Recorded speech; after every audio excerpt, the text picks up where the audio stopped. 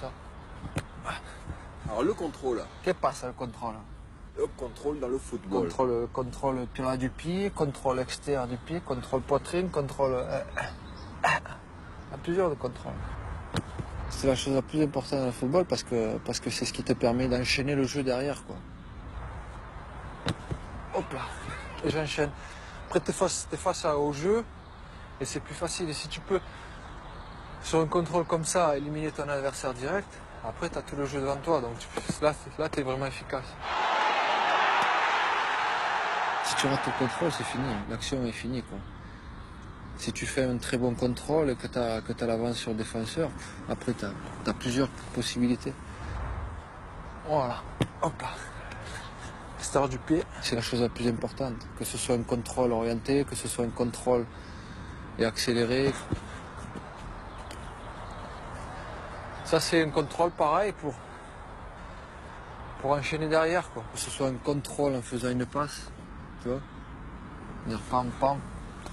C'est très important. Pour moi le contrôle c'est la chose la plus importante qui existe dans le football. Vas-y. Contrôle de la cuisse. Contrôle de la cuisse en fait c'est surtout pour garder le ballon, quoi.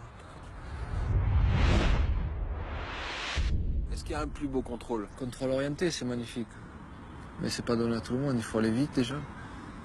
Il faut avoir une bonne souplesse pour se retourner, tu sais, il faut pas avoir un limbago, il faut pas avoir la charrette derrière. Donc oui, il faut... Contrôle orienté, quand c'est réussi, c'est magnifique.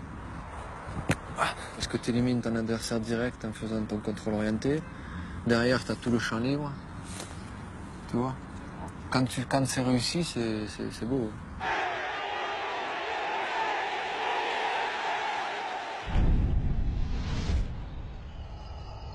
Est-ce qu'on peut considérer qu'un contrôle c'est une sorte de dribble?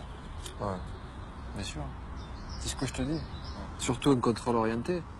Mais même un contrôle. Ben, un contrôle orienté, forcément, c'est un contrôle pour aller forcément. Quand tu orientes le ballon, c'est pour aller normalement vers le but.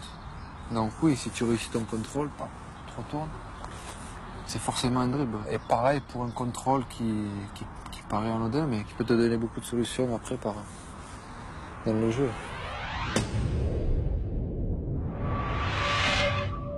Comment on fait pour faire un bon amorti de la poitrine? Comment on fait? Je suis pas un spécialiste en même temps, mais non, je crois que c'est un petit peu comme le jeu de tête, quoi. Il faut avoir un bon timing aussi, quoi. C'est pas tout à fait comme le jeu de tête, mais presque, quoi. Si tu veux, si tu mets ta poitrine comme ça, le ballon il va repartir tout de suite, hein.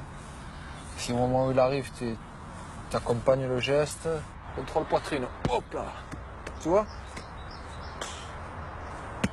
Tu sais jamais le type de contrôle que tu vas faire, c'est selon le moment, selon le ballon, comment il t'arrive, tu sais pas comment tu vas le contrôler, si tu arrives sur la cuisse, si tu arrives sur le pied, sur la poitrine.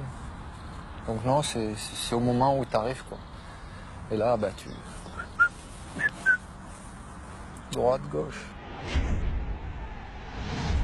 On peut décrire quelques joueurs qui font des beaux contrôles? Bah, en général, tous les joueurs techniques font des super contrôles, quoi.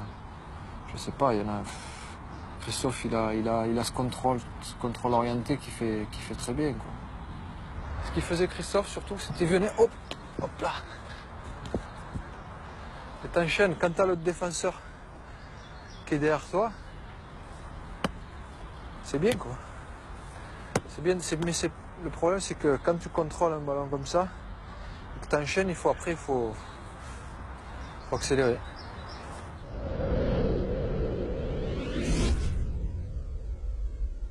Quand on jouait ensemble, on faisait ça très bien, quoi. Il y avait ce contrôle extérieur, accéléré derrière. Puis si je jouais sur le côté, c'était pas donné à tout le monde.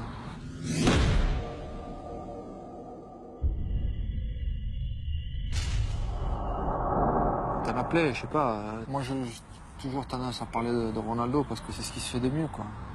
Contrôle, enchaînement, accélération, derrière. Voilà, quoi.